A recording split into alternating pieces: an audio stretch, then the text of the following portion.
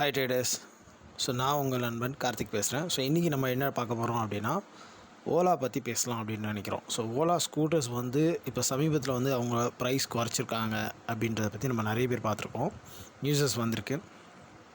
அதே மாதிரி CEO Ola சிஇஓக்கும் somewhat ஒரு காமன் மேனுக்கும் ஒரு சில பிரச்சனை இருக்குது. அது என்ன மாதிரி பிரச்சனை ட்விட்டரில் போயிட்டுருக்கு அப்படின்றத பற்றியும் பார்க்க போகிறோம். அண்ட் ஜென்ரலாக ஓலா மற்ற ஸ்கூட்டரை விட இப்போ மார்க்கெட்டில் நல்லா பர்ஃபார்ம் பண்ணியிருக்காங்களா இல்லையா அப்படின்ற விஷயங்களை நம்ம பார்க்க போகிறோம். Let's get started. ஃபஸ்ட்டு என்ன அப்படின்னா, நம்ம ஒரு ஸ்கூட்டர் வாங்குகிறோம் அப்படின்னா, ஸ்கூட்டர்ஸ் வாங்குகிறோன்னா என்னென்ன விஷயங்களாக நம்ம ஃபஸ்ட்டு வைப்போம்னா, லெட்ஸ் கெட் டு தட். ஒரு பிராண்ட் வேல்யூ இருக்கணும் பார்ப்போம். டிசைன் அண்ட் பில்டு குவாலிட்டி நல்லா இருக்கான்னு பார்ப்போம். டிரைவிங் கம்ஃபர்ட் அண்ட் சேஃப்டி இன்ஃபர்மேஷன்ஸ்லாம் நல்லா இருக்கா, சேஃப்டி இருக்கான்னு நம்ம அதெல்லாம் பார்ப்போம் இல்லையா. அப்புறம் வந்து ஃபீச்சர்ஸ் அண்ட் பர்ஃபார்மன்ஸ் இருக்கான்னு பார்ப்போம். பர்ஃபார்மன்ஸ் நல்லா பண்ணணும் நினைப்போம். அண்ட் ப்ரைஸ், மோஸ்ட்லி ஒரு காமன் மேன் பார்க்குறது ப்ரைஸ் பார்ப்போம். பட் ஓலா என்ன பண்ணாங்கன்னா, இதில் எதுவுமே பார்க்காம ஒரே ஒரு விஷயத்தை மட்டும் கஸ்டமர்கிட்ட புஷ் பண்ண ட்ரை பண்ணுறாங்க. அது என்னென்னா, ஃபீச்சர் அண்ட் பர்ஃபார்மன்ஸ் மட்டும் இருந்தால் போதும், மற்ற எதுவும் இருக்க வேணான்னு அவங்க நினைக்கிறாங்க. மற்ற எல்லா விஷயங்களையும் அவங்க இக்னோர் பண்ணதுனால என்ன பிரச்சனை அப்படின்னா, ஃபஸ்ட்டு இந்த ஸ்கூட்டரில் நிறைய கம்ப்ளைண்ட்ஸ் வருது. அது என்னென்னன்றதை நான் ஒன்று சொல்கிறேன். ஒருவேளை நீங்கள் ஸ்கூட்டர் வாங்கியிருந்தீங்க அப்படின்னா, உங்கள் ஸ்கூட்டரில் இந்த மாதிரி பிரச்சனை ஏதாவது பிரச்சனை இருந்தால் நீங்கள் தாராளமாக கமெண்ட் பண்ணுங்கள், சரிங்களா? ரைட். ஃபர்ஸ்ட் என்ன பிரச்சனை அப்படின்னா, இதில் சென்சார் ஒர்க் ஆகுறதே இல்லை, சரிங்களா? சென்சார்ன்றது உங்களுக்கே தெரியும். வண்டி ஆன் ஆகணுன்ற அந்த சென்சார் ஃபீலிங் இருக்கணும், கரெக்டாக? இந்த சென்சாரே ஆன் ஆக மாட்டேங்குது. இதில் அது ஒரு பிரச்சனை. And display problem. இப்போ சென்சார் ஆனால் தானே டிஸ்பிளே வரும், உங்களுக்கு டச் பேட் ஒர்க் ஆகும். நீங்கள் அதுக்கு என்ன சொல்லுவீங்க, நீங்கள் இது போட்டிருப்பீங்களா, லாக் போட்டிருப்பீங்க, அந்த நம்பர் சென்டர் பண்ணி ஒர்க் பண்ண வைக்கணும். இந்த மாதிரி எந்த டிஸ்பிளேயும் ஒர்க் ஆகலைனா நீங்கள் எப்படி வந்து அந்த ஸ்கூட்டரை ஆன் பண்ண முடியும், ஸ்கூட்டரை? ரெண்டாவது, இவங்க என்ன சொல்கிறாங்கன்னா, மைலேஜ் வந்து 4 வாட்ஸ் இருக்கக்கூடிய ஒரு பேட்ரி இருக்கக்கூடிய வெஹிக்கிளில் 190 கிலோமீட்டர்ஸ்க்கு மேலே வரணும். 2 வாட்ஸ் இருக்கக்கூடிய ஒரு பேட்ரி வெஹிக்கிளில் 90 கிலோமீட்டர்ஸ்க்கு மேலே வரும்னு சொல்கிறாங்க. பட் ஆக்சுவலாக இது பார்த்திங்கன்னா ரியல் டைமில் ரோடில் இது ஒர்க் ஆகவே இல்லை. அதாவது அவங்க சொல்கிறதுக்கும் ரியாலிட்டிக்கும் நிறைய கேப் இருக்குதுன்னு சொல்கிறாங்க. ஏன்னா சிங்கிளாக போகும்போதே இதில் மைலேஜ் வந்து 190ன்னு சொல்கிற இடத்துல 110 தான் கிடைக்குதுன்றாங்க. அதே 90ன்ற இடத்துல பாதிக்கு பாதி 50க்கு மேலே வரலன்றாங்க. இதுலேயும் டபுள்ஸ் போனால் சொல்லி கேட்க வேணாம், நீங்களே பார்த்துங்க. அதேமாரி சர்வீஸ் சென்ட்ரு உங்களுக்கே தெரியும், ஃபஸ்ட்டு சர்வீஸ் சென்டர்னு பார்க்குற எல்லா நியூஸ் சேனல்லையும் போட்டுக்கிட்டே இருக்காங்க. இதுக்கு காரணம் ஓலா வந்து அதாவது லெஸ் சர்வீஸ் சென்டரை தான் வச்சுருக்காங்க. அதே மாதிரி அவங்க இன்னும் இம்ப்ரூவ் பண்ணணும் இதெல்லாம். அதுக்கப்புறம் பார்த்தீங்கன்னா, பேட்ரிக்கு 8 வருஷம் வாரண்டின்றாங்க. பட் பேட்ரி வாங்கி 6 மாதத்தில் வண்டி ஆன் ஆக மாட்டுது. இப்போ இதுக்கெல்லாம் நீங்கள் வந்து கேரண்டி கொடுக்கணுமா, வாரண்ட்டி கொடுக்கணுமா? பேட்ரிக்கு கேரண்டி தான் கொடுக்கணும். இவங்க வாரண்டின்னு சொல்கிறாங்க. அப்போ எப்படி வண்டி ஆன் ஆகும்? எத்தனை நாள்? இப்போது நம்ம ஒரு காமன் மேனுங்க, நம்ம எதுக்கு ஒரு பைக் வாங்கியிருப்போம், ஒரு வெஹிக்கிளை வாங்கி வேலைக்கு போகணுன்னு வச்சுருப்போம். இப்படி வண்டியை வாங்கி வண்டி ஆன் ஆகாமல் நம்ம வந்து சர்வீஸ் சென்டருக்கும் வீட்டுக்குமா நடந்துட்டுப்போம், வேலைக்கு எப்போ போகிறது? இதெல்லாம் வந்து ஓலா கன்சிடரே பண்ணுறதில்ல. அப்புறம் பிரேக்கு சுத்தமாக பிடிக்கிறதில்லன்னு நிறைய கம்ப்ளைண்ட்டு. சஸ்பென்ஷன் வஸ்ட்டுன்றாங்க, இதையும் கன்சிடர் பண்ணுறதில்ல. அதுக்கப்புறம் மூவ் ஓஎஸ்ன்னு ஒரு வேர்ஷனை அப்டேட் பண்ணுங்க, பீட்டான்னு ஒன்று. அது சுத்தம் பழைய ஃபீச்சரை விட இதில் எல்லாத்தையும் டிசேபிள் பண்ணி ஒஸ்ட்டாக பண்ணியிருக்கேன்னு சொல்கிறாங்க.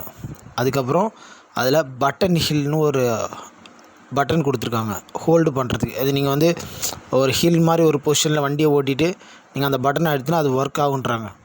பட் அந்த பட்டனே வந்து சரியாக ப்ராப்பராக ஒர்க் ஆகலன்றதான் கம்ப்ளைண்ட்டு. இதெல்லாம் வந்து சர்வீஸில் செக் பண்ணுறதே இல்லை. இவங்க ஒரு வண்டியை எடுத்து ஒரு R&D எடுத்து இவங்களே ஒரு 1 இயர்க்கு ஒர்க் பண்ணியிருந்தாங்கன்னா இதெல்லாம் பிரச்சனையாகவே இருந்திருக்காது. அதுக்கப்புறம் பிரேக்கும் சரியாக ஒர்க் ஆகலைன்றது கஸ்டமரோட ஃபீட்பேக்கு. வண்டி ஓவராக ஹீட் ஆகுதுன்றது அதை விட இன்னும் கம்ப்ளைண்ட்டாக இருக்குது இதில். அது மட்டும்தான் பார்த்தீங்க அப்படின்னா, ஜியோ ஃபென்ஸ் அண்ட் டைம் ஃபென்ஸ்னு ஒன்று வச்சுருக்காங்க. இது என்ன அப்படின்னு பார்த்தீங்கன்னா, ஜியோ ஃபென்ஸுன்றது நீங்கள் இத்தனை கிலோமீட்டருக்கு வரைக்கும் தான் ரைட் பண்ணோம் அப்படின்றது அதை ஃபிக்ஸ் பண்ணிக்கலாம் நம்ம ஆப்லேயே, ஃபோன்லேயே. அதுக்கு மேலே போனால் அந்த ஓனருக்கு நோட்டிஃபிகேஷன் வரும். அந்த மாதிரி நோட்டிஃபிகேஷனே வர்றது இல்லையா. அதே மாதிரி டைம் ஃபென்ஸ்னு இருக்குது. வண்டி எவ்வளோ மணி நேரம் காலையிலேருந்து ஈவினிங் வரைக்கும் எவ்வளோ மணி நேரம் ஓட்டணுன்றதையும் நம்ம ஃபிக்ஸ் பண்ணிக்க முடியும் ஆப்பில். அதுவும் ஆப்பில் நோட்டிஃபிகேஷன் வரமாட்டேதுன்றது கம்ப்ளைண்ட்டு. இது மட்டும்தானா அப்படின்னா இன்னும் இருக்குது. இப்போது இப்போ நம்ம ஒரு க்ரௌடான பிளேஸில் ஒரு ஸ்கூட்டரை நிறுத்தியிருக்கோம், ரைட்டா. நமக்கு எவ்வளோ தூரத்தில் அந்த ஸ்கூட்ரு இருக்குது நமக்கு தெரியல அப்படின்னா நம்ம ஆப் ஓப்பன் பண்ணி நமக்கும் ஸ்கூட்டருக்கு எவ்வளோ டிஸ்டன்ஸ் இருக்குதுன்னு செக் பண்ணிக்கலாம். இது கூட ஒர்க் ஆகலைன்னு சொல்கிறாங்க. ஏன்னா இதுக்கு காரணமே எல்லாமே ஆப்பு தான். ஸோ மேலே இருக்க எந்த விஷயமும் ஒர்க் ஆகலைன்னா இதெல்லாம் எப்படி ஒர்க் ஆகும்? இதெல்லாம் சரியான பிரச்சனை ஓலா ஸ்கூட்டரில் ஸ்கூட்டரில் இருக்குது. சரி, மேப் வந்து கூகுள் மேப்போட பெட்டராக பண்ணியிருக்காங்க. பட் அது கூட நல்லா இல்லைன்றது கஸ்டமரோட ஃபீட்பேக்கு. இதுதானா அப்படின்னா நீங்கள் ஃபோன்லேயே இந்த வண்டியை லாக் பண்ண முடியும். ப்ராக்சிமிட்டியில் லாக்குன்னு ஒன்று இருக்குது. அதாவது லாக்கும் பண்ணிக்கலாம், அன்லாக் பண்ணிக்கலாம். இதுவும் ஒர்க் ஆகலை. இதுவும் மறுபடியும் ஆப்பில் தான் பிரச்சனை.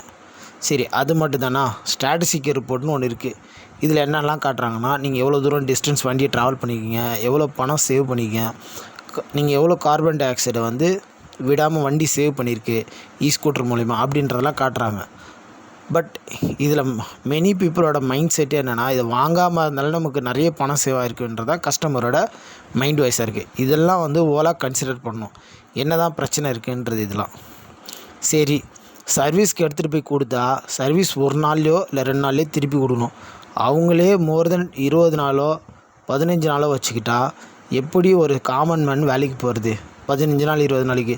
அதுக்கெல்லாம் சப்ஸ்டியூட்டாக ஏதாவது ஒரு விஷயம் தெரியணும்ல. இப்போ நீங்கள் பாருங்கள், மற்ற வெஹிக்கிள்லாம் இவ்வளோ டைமாக எடுக்கிறாங்க. நம்ம எதுக்கு வந்து பெட்ரோல் வண்டியிலேருந்து வெஹிக்கிளுக்கு வரோம்? இதை முதல்ல யோசிக்கணும். நம்ம ஒரு வெஹிக்கிள் வாங்குகிறோன்னா இதெல்லாம் பார்க்கணும். இதுதான் நான் வந்து காமன் மேனுக்கு சொல்ல வரேன்.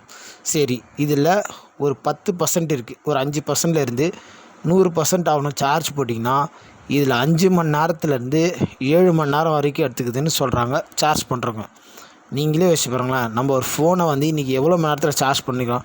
Just 5 to 10 minutes. பட் இதுவே ஒரு 6 மணி நேரம்னா நம்ம ஒரு நாளைக்கு வேலைக்கு போய்ட்டு வர நேரம் வரைக்கும் இதில் உட்காந்துட்டு இருக்க முடியுமா? நீங்களே சொல்லுங்கள். இதெல்லாம் வந்து பெரிய பிரச்சனை.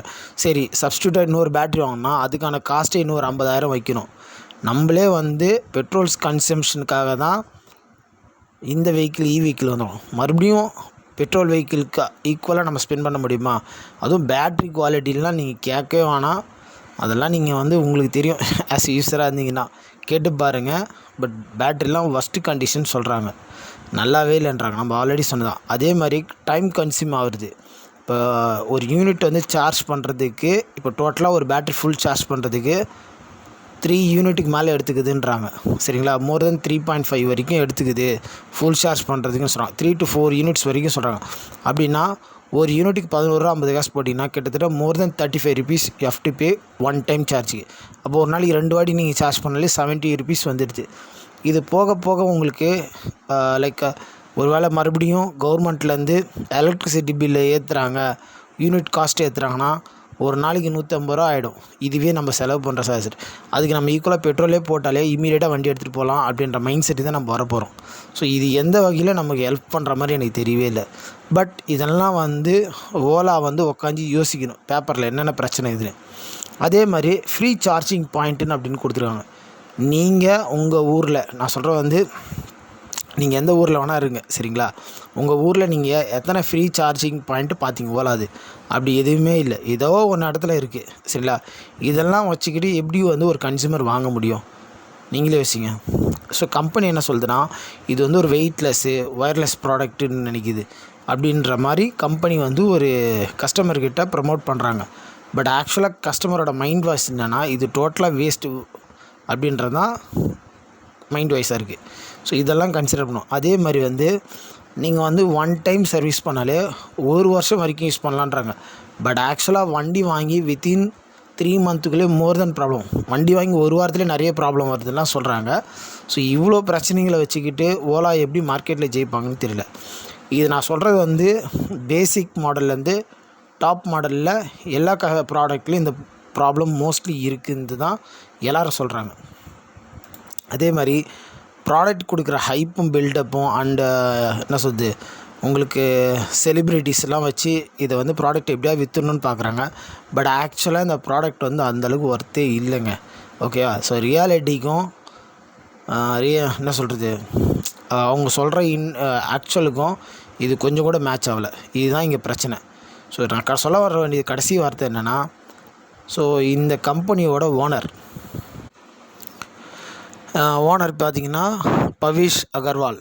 ஸோ இவருக்கும் குணால் கம்ரா அப்படின்ற ஒரு ஸ்டாண்டப் காமெடியனுக்கும் 2 பேருக்கும் நடுவில் ஒரு பிரச்சனை ஆன்லைனில். சரிங்களா?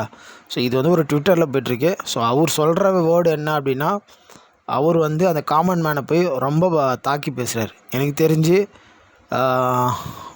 பவிஷ் அகர்வால் வந்து ஃபஸ்ட்டு இதெல்லாம் பார்க்குறாரா, ஸோ அவருக்கு வந்து ரியல் டைமில் என்னென்ன பிரச்சனை வருது அப்படின்றதெல்லாம் பார்க்குறாரு. இதில் இது கூடவே ரியல் டைமில் என்னென்ன விஷயம்லாம் நடந்துன்ற வீடியோவையும் நான் அப்லோட் பண்ணிக்கேன். பெரம்பலூர் மாவட்ட நுகர்வோர் நீதிமன்றத்தில் கட்சிக்காரர் குருராஜ் என்பவர் சார்பாக வழக்கு தொடர்ந்தோம். அதாவது ஓலா பேட்டரி ஸ்கூட்டர் வந்து அது வாங்கிய 1 வருடத்திற்குள்ளாகவே அதனுடைய பேட்டரி பழுது ஏற்பட்டு அதனை சரி செய்வதற்காக ஓலா எக்ஸ்பீரியன்ஸ் சென்டர் திருச்சியிலும் ஓலா நிறுவனத்தின் தலைமையகமான ஒசூரிலும் பல முறை மின்னஞ்சல் மூலமாகவும் வாட்ஸ்அப் மூலமாகவும் அந்த குறைபாடை சரி செய்து கொடுக்க சொல்லி எனது கட்சிக்காரர் குருராஜ் பல முறை விண்ணப்பித்தும் ஓலா நிறுவனம் அதனை சரி செய்து கொடுக்காத காரணத்தினால் ஓலா எலக்ட்ரிக் ஸ்கூட்டர் நிறுவனத்தின் தலைமையகம் மீது எனது கட்சிக்காரர் பெரம்பலூர் மாவட்ட நுகர்வோர் நீதிமன்றத்தில் சேவை குறைபாட்டிற்காக மனு செய்திருந்தார். அந்த மனுவை விசாரித்த பெரம்பலூர் மாவட்ட நுகர்வோர் நீதிமன்றம் ஓலா எலக்ட்ரிக் ஸ்கூட்டர் நிறுவனம் எனது கட்சிக்காரருக்கு ஏற்பட்ட மன உளைச்சலுக்காக 50,000 ரூபாய் இழப்பீடும் வழக்கு செலவு தொகையாக 10,000 ரூபாயும் வழங்க வேண்டும் என தீர்ப்பளித்துள்ளது. இந்த தீர்ப்பு வரவேற்கத்தக்கது. ஓலா நிறுவனம். இந்த வீடியோ பிடிச்சிருந்தனா லைக் பண்ணுங்கள், ஷேர் பண்ணுங்கள், கமெண்ட் பண்ணுங்கள். தேங்க்ஸ் ஃபார் வாட்சிங்.